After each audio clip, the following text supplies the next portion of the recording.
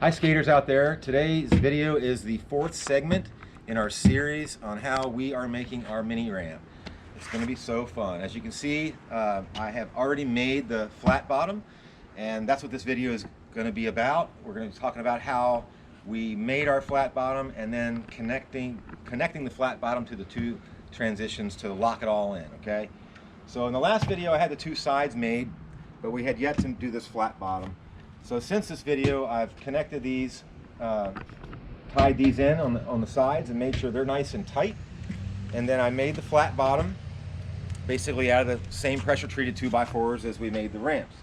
Okay, as you can see, I've already connected one piece of plywood down on this 4-foot wide section so you guys can see, and I've left it open so you can kind of see how we're going to connect the other pieces of plywood. So if you come over here, Jazz, remember we talked about in the previous video, when we make the transition at the bottom, we put two pieces of 2x4 butt to butt at the very end. What that is, why you do that is that the piece of plywood comes over the frame of the flat bottom, and it overlaps and goes onto the very bottom of the transition. So basically, so when you screw in your screws here, it locks in the flat bottom to the transition, so it connects everything nice and tight. And you still have one piece to connect the other piece of plywood that's going to start going up the transition. Okay, now for these screws here, I used an 1.25 inch exterior, different than the 3-inch that I used to tie in all of the framing. So they're both exterior screws.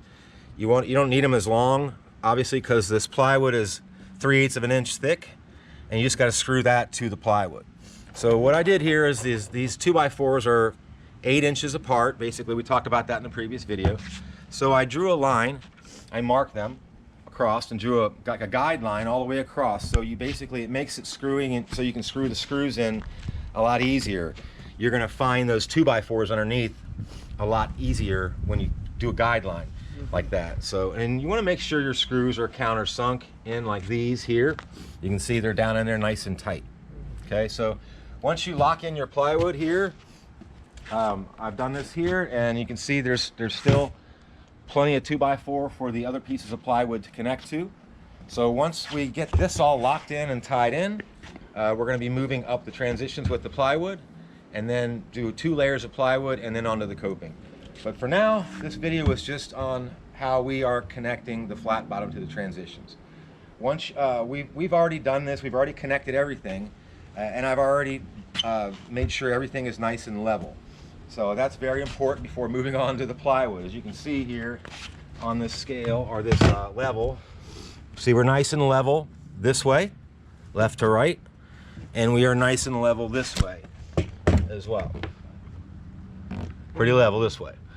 Pretty close. So that makes the ramp nice and even, so you're not favoring one way and, you know, struggling and being off balance and all that. So hopefully you guys found this video useful and helpful. This has been quite a project for me and Jazz, and I'm just surprised at how far we've gotten so far, and it's coming together quite nicely, and we're really happy to be doing this and sharing this experience with you guys, so hopefully you guys can figure out a way to make your own mini ramp. It's not that hard, really. You just got to be patient. It's going to take time, but it's worth it in the end. So again, we hope you guys found this useful. If you have any questions about any of this, or suggestions, or you know, better ways to do it, of course, let us know. We'd love to hear about them. And we just appreciate you guys checking out our channel as always. Until next time, we'll see you, and have a great day.